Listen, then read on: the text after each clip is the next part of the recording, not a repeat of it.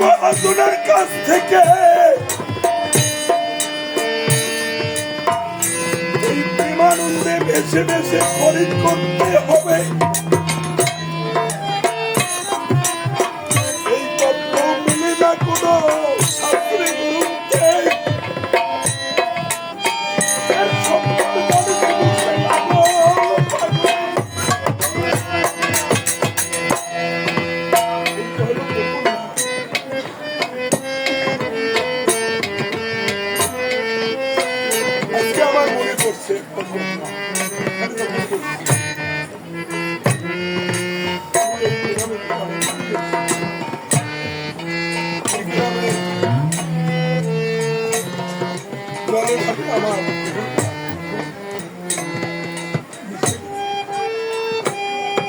আর এই দেশের ভক্তেরও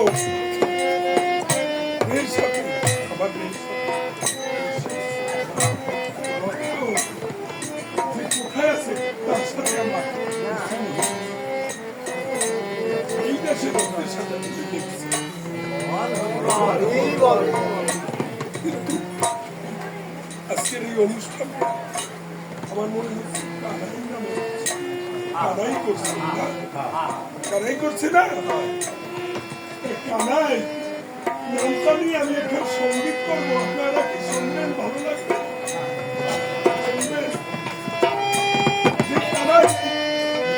এই প্রেমের বাজারটা মিলাইছে, আজকে ভক্তের আগমন হয়েছে, কত যে বৃন্দাবনে ভাবটা এখানে জেগে উঠছে।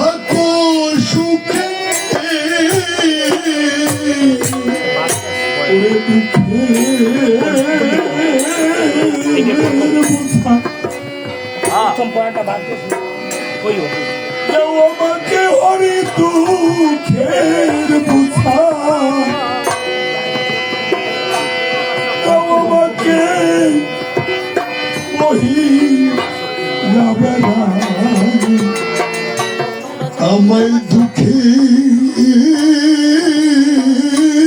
বোঝা দাও আমাকে বহিয়াবে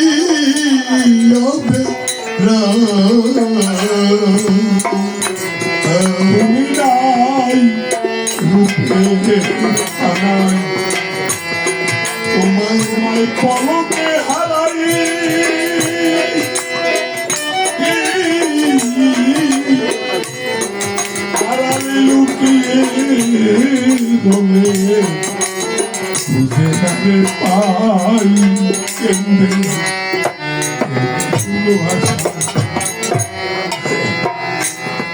তুই আমার চোখের মনি তুই রে আমার তুই রে আমার চোখের মনি চোখের মনি এই বক্ষের ধন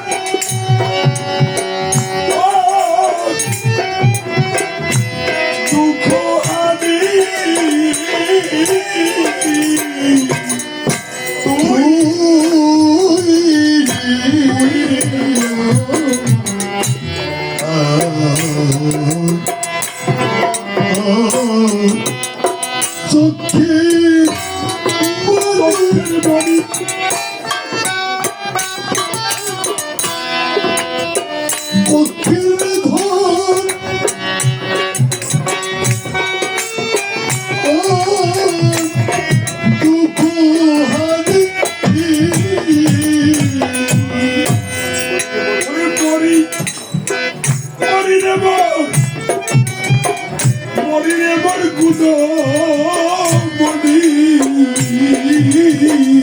ও হরে মরে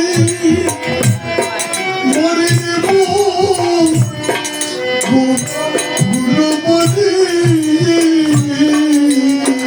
ওরে বান্ধ লইয়ে তোর বালা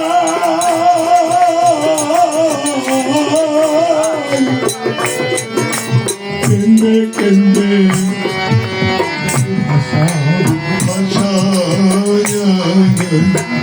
তুমি নাই রূপের কাদাই ও কানাই তোমায় পরকে হারাই আড়ালে লুকিয়ে রলে খুঁজে না রে পাই কেন্দ্রে বুক ভাষা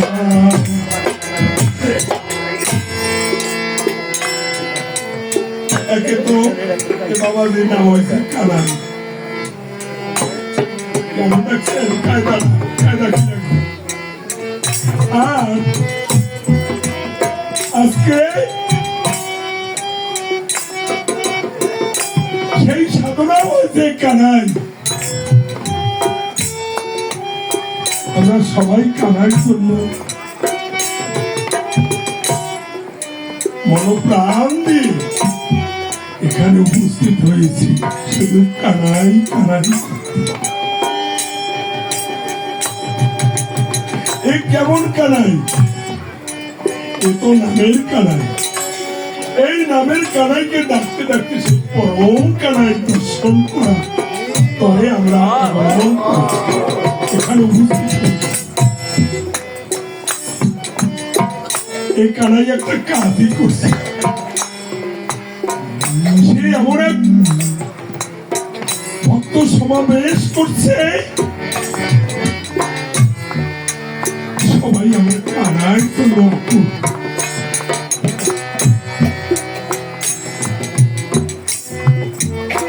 গানের মাধ্যমে আমি কথা বলবো এখানে অনেক গায়ক আছে অনেক সুন্দর সুন্দর আলোচনা করার অনেক ভক্তরা এবং ভক্ত মায়েরা বসে আছে যদি আমি বেশি কথা বলি ওরা মনে মনে কেন আমার অখুশি হয় যে বাবার জ্বালায় আর কিছু আমরা ফেরাস করতে পারলাম না বাবা এই যে কি নইলে আপনারা শুনেন আমরা এই মানব জীব কোথায় থেকে আমরা এসছি কোথায় ছিলাম কোথা থেকে আমরা এই পৃথিবীতে আসছি এর আগে আমরা কোথায় ছিলাম আমাদের কি জানা আছে আমরা কোথায় ছিলাম আমরা কোথা থেকে সৃষ্টি হয়েছে আজকের এই অনুষ্ঠানের জন্য আমার এই কথাগুলো মনে খুব বেশি হচ্ছে আমরা কোথায় ছিলাম সামনে কিন্তু রাস পূর্ণিমা সমুদ্রের স্নান, 17 কার্তিক রাস পূর্ণিমার দিন সমুদ্রে আমরা কেন স্নান করতে যাচ্ছি? কানাইয়ের অনুষ্ঠানে আমার মনের কথা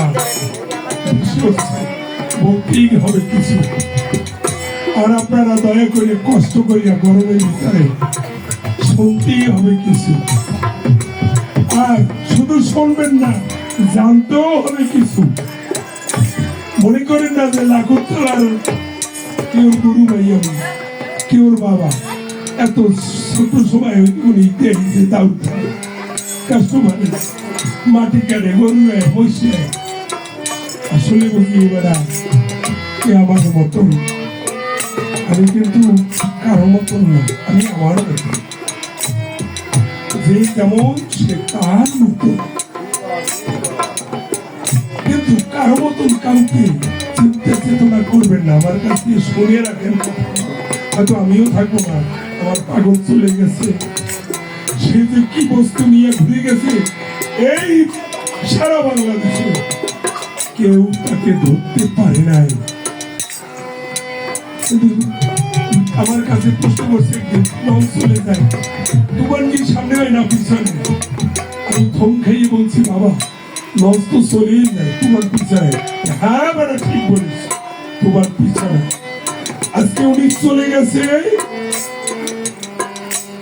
আর এই গঙ্গার বন্দার কাছ থেকে প্রকাশ পাওয়াবে আপনাকে। শুনে না যে সাগরে আমরা কেন স্নান করতে যাচ্ছি, সাগরে কি, আর আমরা ছিলাম কোথায়, আমরা কোথা থেকে এই পৃথিবীতে আসছি।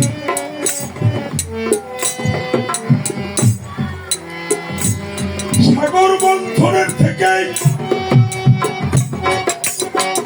ও ক্ষীরোদয় উৎপত্তি হয়েছে।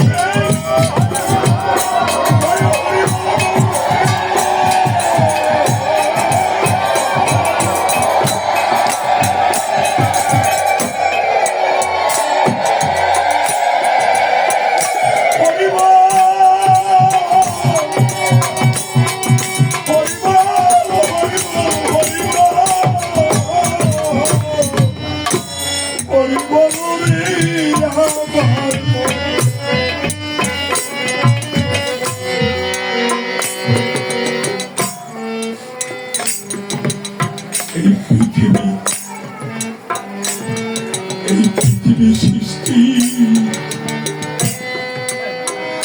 মাধ্যমে আমার ক্ষীরোদয় উৎপত্তি ওই সমুদ্র মন্থনে।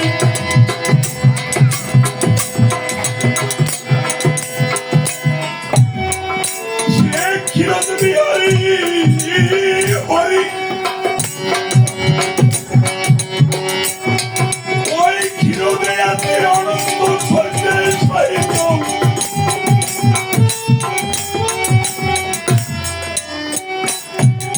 ত্যাগ করে গোলক ভুবনে আসেননি,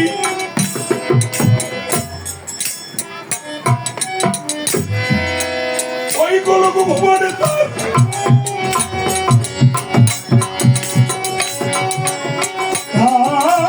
মনের ভাব,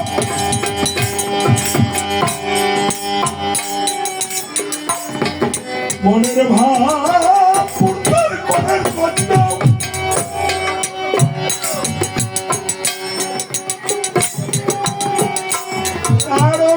থেকে এক বিষ্ণু চতুরংশে পাঠাইল সেই গোলক ভুবনে।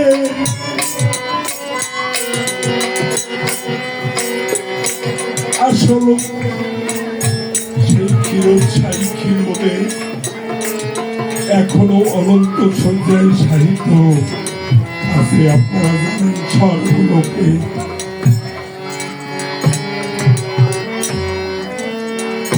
এক বিশ্ব চতুরংশে এলো গোলক ভুবনে শঙ্খ চক্র দাড়ি গদা পদ্ম হরি।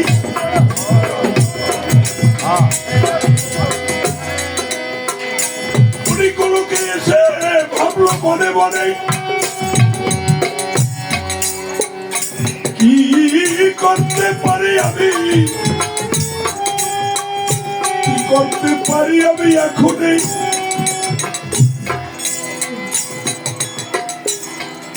আমাকে তো পাঠিয়ে দিয়েছে এই গোলক ভুবনে, এই গোলক বিহারী হরি আর অনন্ত সজ্জায় আছে আমার ক্ষীরদ বিহারী হরি। এই রাম হরি, কৃষ্ণ হরি, শ্রীগৌরাঙ্গ হরি, হরি হরি, সকল হরির উপরে আমার সেই ক্ষীরদ, ক্ষীরদ বিহারী হরি। ওনার অংশ পাঠাই দিয়েছে গোলক ভুবনে। এক বিষ্ণু চতুর অংশে পাঠাইল কাকে, ব্রহ্মারে পাঠাইল সৃষ্টি করতে, লক্ষ্মীরে পাঠাইল আবার অর্থ যোগাইতে। এই লক্ষ্মীর অর্থ যোগাইতে পারিছে, পাঠিয়ে দিয়েছে শিবের, পাঠিয়ে দিয়েছে এই সংহার করতে। বিষ্ণুরে পাঠাইয়ে দিয়েছে লালন পালন করিতে। এই এক বিষ্ণু চতুর অংশে এলো ক্ষীরদের অংশ এই গোলক ভুবনে।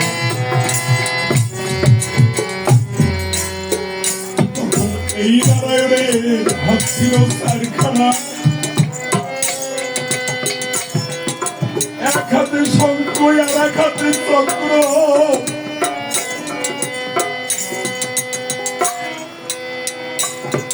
আর এক হাতে গদা, আর এক হাতে পদ্ম।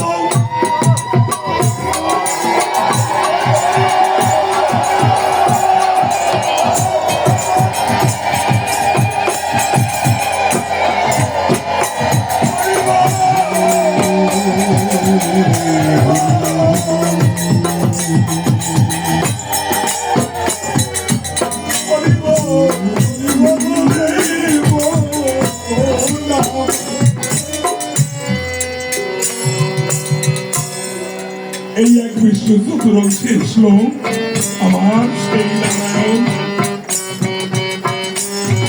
উনি গোলক ভুবনে এসে কি করলো, কিভাবে, যদি জগতে সৃষ্টি না থাকে কিভাবে লীলা প্রচার করব।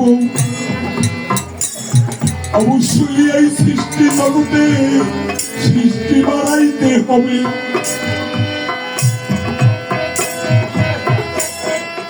উনি কি করলো,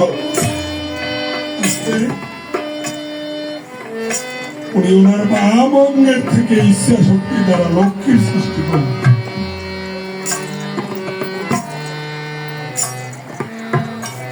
আমি যদিও কৃষ্ণ মতে দীক্ষিত হই নাই,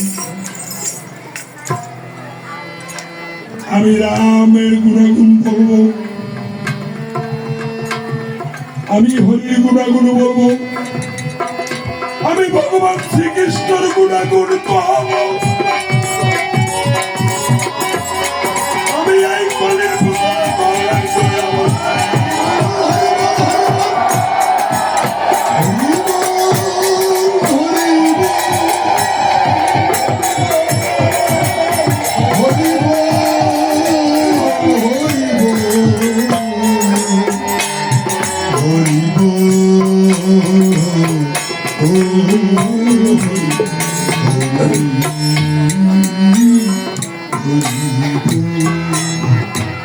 মায়েরা লক্ষ্মীরা,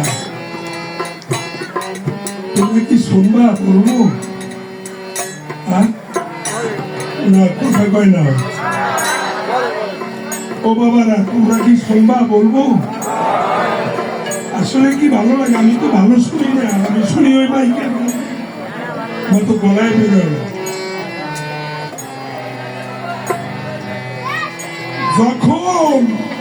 এই মন্দির থেকে এই লক্ষ্মীর সৃষ্টি হলো। এই আসতে কথা বলবো না মায়না, চরণ ধরে করিবা না, কেউ কোনো সময় কথা বলবা না। এই অনুষ্ঠানে এসে সঙ্গে এসে কারো ভাবে কেউ ব্যাঘাত লাগাবা না, তাইলে বুঝবা যে তার অন্তরে সে ব্যাঘাত ঘটবে অবশ্যই। সাধু সঙ্গে এসলে এই সাধু সঙ্গের ভাবে থাকতে হবে। কেউ কোনো মানুষ আছে এর ভিতরে এমন ভাবে থাকে, তার ভাব যদি নষ্ট হয় তাহলে সে পুত্র সুখের চেয়ে বেশি পায়, তাহলে ওই কষ্ট তার ভোগ করতে হয়। এই জন্য তোমরা কষ্ট হলে একটু ঘুরিয়ে আসবা, কিন্তু ভাব কেউ নষ্ট করবা না। যতটুক সময় বসবা অতটুক সময় যেন আমার ঠাকুরের নাম নিয়ে বলবো, যেন ঠাকুরের জন্য বলবো।